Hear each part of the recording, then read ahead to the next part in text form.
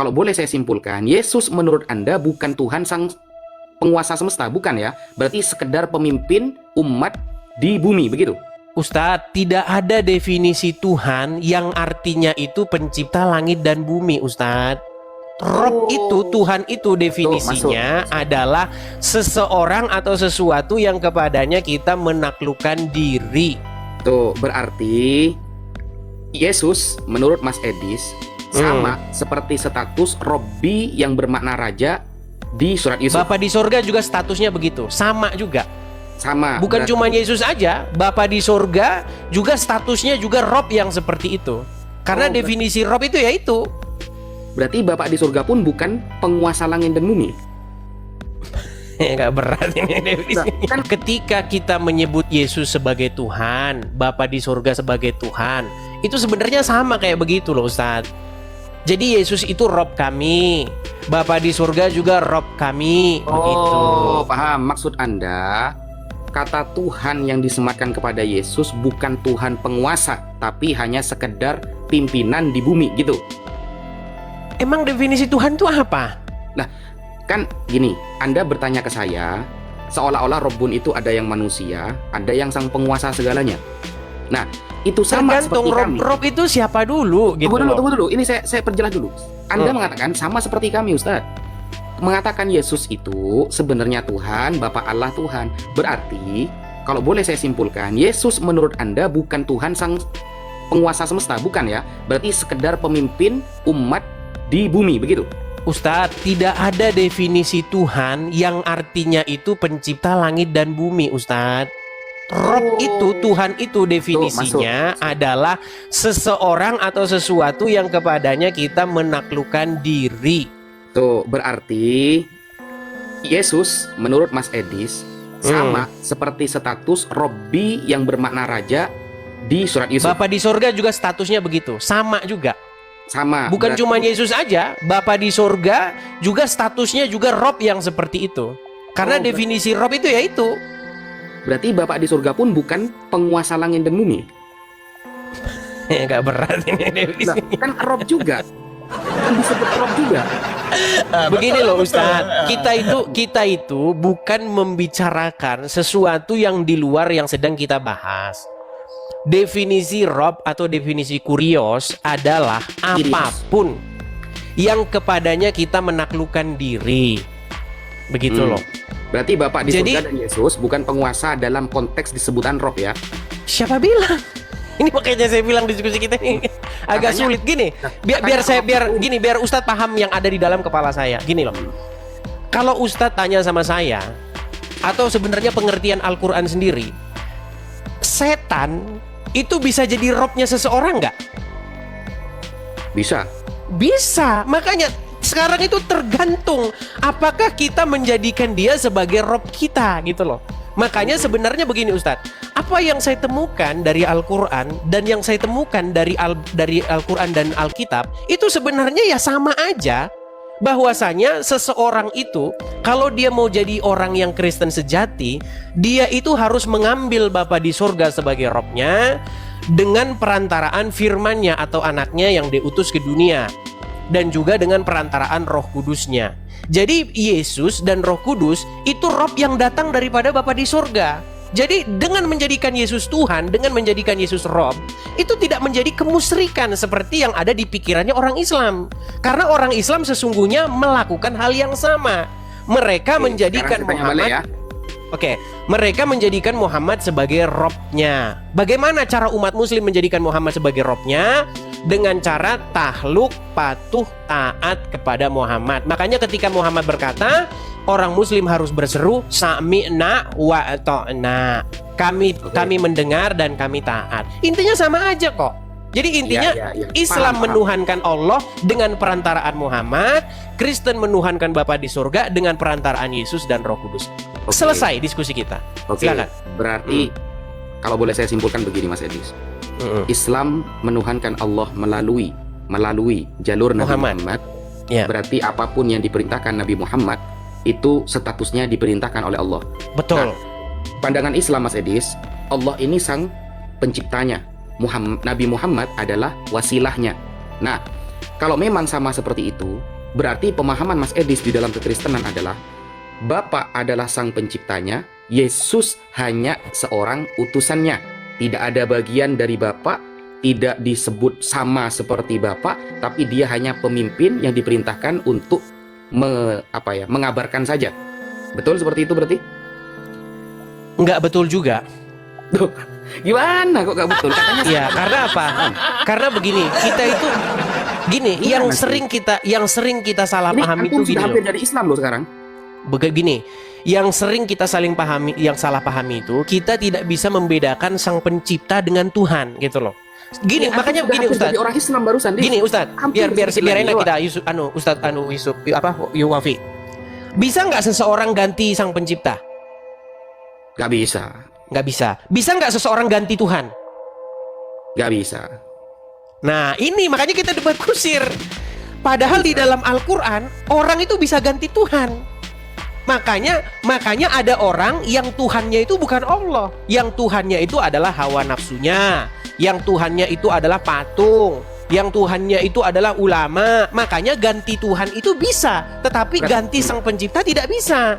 Makanya Ya, kita debat kusir terus di sini, Ya, Ustaz. makanya titik tekan saya bahwa Oh. status Nabi Muhammad dengan status Yesus itu sama, kata Mas Edis.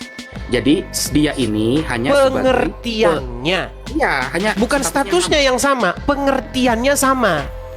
Iya, maksudnya itu tugasnya sama, status pengertiannya sama. Nah, berarti ketika kita mentaati Nabi Muhammad yang notabene-nya perintah itu datang dari Allah, Mas Edis mentaati Yesus yang notabene perintahnya datang dari Sang Bapa.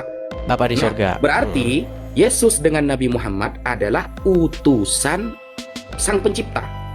Begitu. Saya betul? tidak mengakui Muhammad utusan sang pencipta. Itu Nah. masalahnya. Bukan perbandingan kamu tadi. Perbandingannya kurang lebih Perbandingannya. ya. Berarti Yesus ini utusan, Nabi Muhammad utusan. Jadi mereka adalah utusan. Di balik Betul. mereka ada Sang Pencipta yang mengutus dan mengatur mereka, betul? Ya, tetapi dalam konsep ini saya tidak mengakui bahwa Allah itu sang pencipta dan Nah, Muhammad dalam konteks utusan ini sang berarti- pencipta gitu. Iya, saya tidak sedang bahas itu. Yang saya bahas adalah status kedudukan Nabi Muhammad dengan Yesus sama-sama utusan. Kamu kan mengatakan kita tidak perlu berdebat lagi Ya. kalau sudah sepakat kan begitu? Ya. Nah, masalahnya begini sekarang. Masalahnya kenapa kita tidak mengikuti Yesus, malah mengikuti Muhammad? Karena kalau mengikuti Muhammad, maka kita itu akan seperti Muhammad. Setuju nggak? Oh, berarti kalau kita mengikuti Yesus, kita akan sama seperti Yesus, kena salib juga nanti. Inilah. Berarti kalau mengikuti Muhammad, kita akan seperti Muhammad tinggal di Arab. Oh iya dong. Iya dong. Jadi begini, maksudnya begini. Mengikut itu maksudnya seperti apa sih? Mengikut itu maksudnya Nah, kita itu Sekarang temanya begini. meneladani. Temanya begini. Hmm. Lebih pantas mana mengikuti Nabi Muhammad atau mengikuti Yesus? Nah itu, gitu. Oke. Jadi intinya itu sebenarnya begini. Menjadi Kristen adalah membuat dirimu semakin hari semakin serupa dan segambar dengan Yesus. Aduh. Menjadi Islam adalah membuat dirimu semakin hari semakin serupa dan segambar dengan Muhammad. Nah, masalahnya kalau orang mirip seperti Muhammad itu akan bahaya. Karena Muhammad di dalam Al-Quran itu dicontohkan sebagai orang yang berbuat salah dan berbuat dosa. Contoh, Sudah. betul nggak kalau Muhammad di dalam Al-Quran itu berbuat salah dan berbuat dosa? Sudah nggak? Kalau sudah gantian. Selesaikan dulu. Nggak dijawab teman-teman. Udah selesaikan dulu, nanti saya jawab semua itu. Lanjut. Iya, sebelum Anda jawab, betul nggak Muhammad di dalam Al-Quran digambarkan sebagai seseorang yang berbuat salah dan berbuat dosa? Nggak ada itu. Contoh, saya kasih contoh. Ya. Di dalam surat Abasa ayat yang pertama sampai yang keenam, di mana di situ ada seorang buta yang datang kepada Muhammad. Lalu Muhammad berwajah masam. Dia bermuka masam dan berwajah sepet. Tetapi jikalau para pembesar-pembesar Quraisy yang datang, yakni orang-orang yang kaya, maka Muhammad melayaninya. Nah, disitulah Muhammad kena tegur oleh Allah. Setuju? Nggak setuju. Nanti saya jelaskan itu. Coba jelaskan. Ada setuju, main setuju aja. Coba jelaskan. Oke. Nih ya. Surah Abasa. Tapi setelah saya jawab, saya bertanya balik. Setelah saya Boleh, jawab, saya silakan. bertanya balik. Silakan. Kabur nanti nih di sini. Kalau saya ini nggak perlu namanya itu, Silakan. saya nggak perlu banyak kesana kemari, enggak, langsung data yang saya sebutkan. Langsung data. Begitu ya. Nih ya. Bismillahirrahmanirrahim. Abasa wa tawalla an ja'ahul a'ma.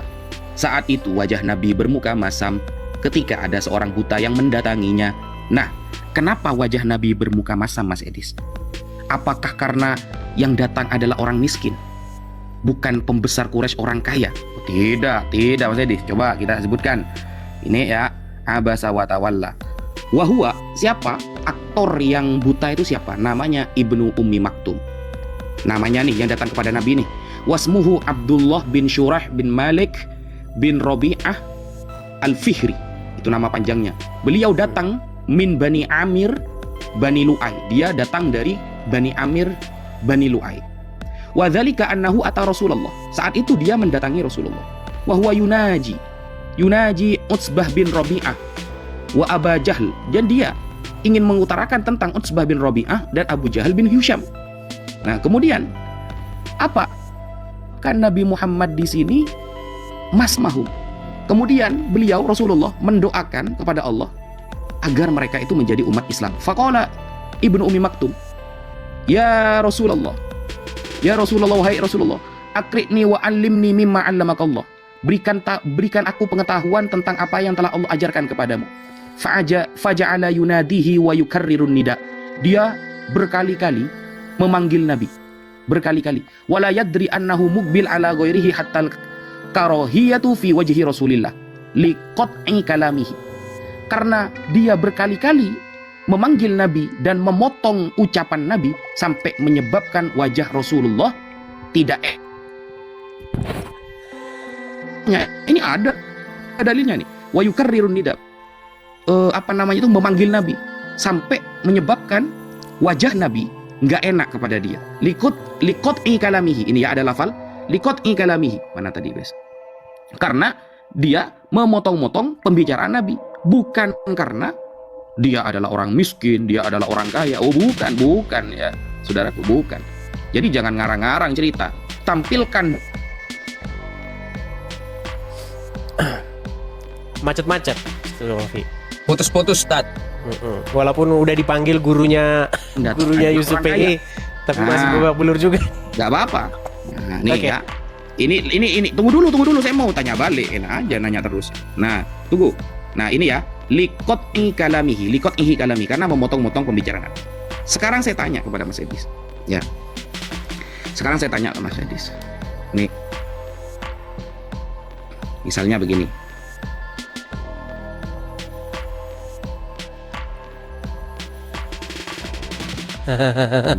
Jangan udah panik panggil. dulu, Des. Yusuf udah panggil juga gurunya. ditanya. Udah panik Edisnya. Jangan panik dulu lah kau. Belum nanti. Misalnya Yesus mengatakan dalam Matius 15 nomor 26. Jawab Yesus kepadanya, kamu bukan orang Yahudi. Jadi ini berbicara etnis nih ya. Sok paling suci sukunya nih. Kamu bukan orang Yahudi. Kalau aku menolong kamu, itu sama seperti orang yang mengambil makanan anak-anaknya dan memberikannya kepada anjing. Bayangkan. Jadi Yesus punya ajaran kalau bukan orang Yahudi gak boleh ditolong. Sama seperti anjing. Berarti orang-orang di luar Yahudi itu adalah anjing, kata Yesus dalam Matius 15 nomor 26.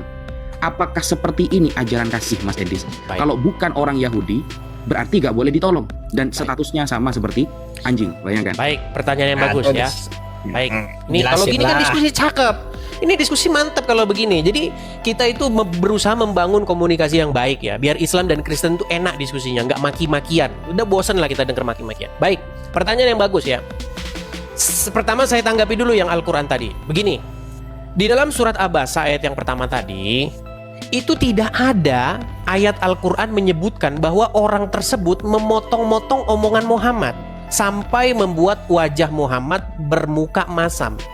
Itu yang dibaca Ustadz Wafi, itu adalah pelintiran Al-Quran, bukan Al-Quran. Ingat sekali lagi, itu tidak pernah ada di dalam Al-Quran. Seandainya itu benar bahwa Muhammad berwajah masam karena ada seorang buta yang motong-motong omongan Muhammad, pasti Allah Subhanahu wa Ta'ala akan membela Muhammad karena orang tersebut nggak punya tata krama di hadapan Nabi. Orang tersebut tidak punya sopan santun, tidak punya itikat yang baik di hadapan seorang Nabi.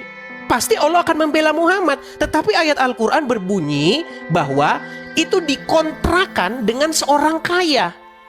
Makanya di ayat selanjutnya, akan tetapi jikalau pembesar-pembesar Quraisy yang datang kepadamu, maka engkau melayaninya.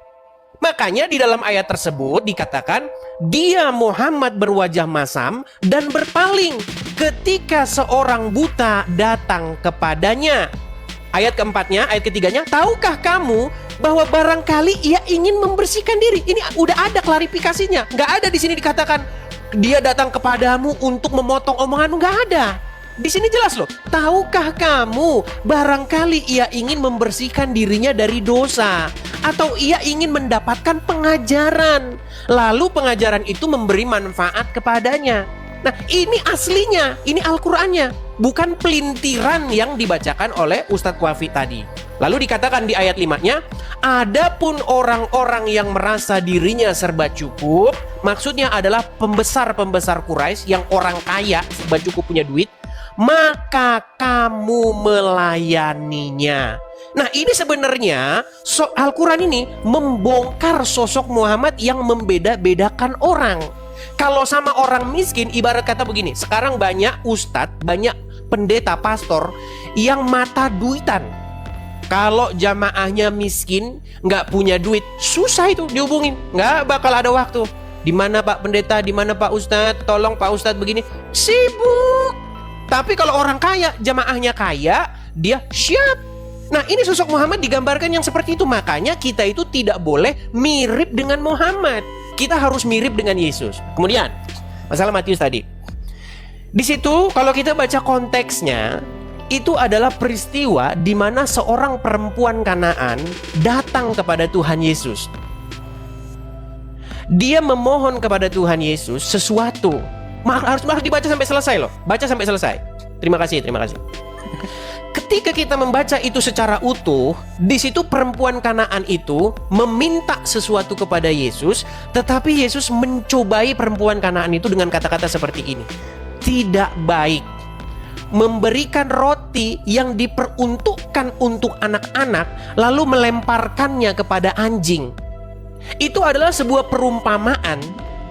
Sama seperti ketika orang Indonesia ngomong ada udang di balik batu, bukan berarti si itu udang, enggak. Nah, kemudian perempuan itu menanggapi Tuhan Yesus. Tetapi anjing itu pun makan dari remah-remah yang jatuh dari meja tuannya. Tahu nggak apa respon Tuhan Yesus? Pada akhirnya, dia membenarkan seorang perempuan Kanaan tersebut. Makanya dibaca secara penuh. Makanya Tuhan Yesus mengasihi baik orang-orang Yahudi maupun perempuan Kanaan sekalipun. Begitu. Makanya dibaca yang utuh.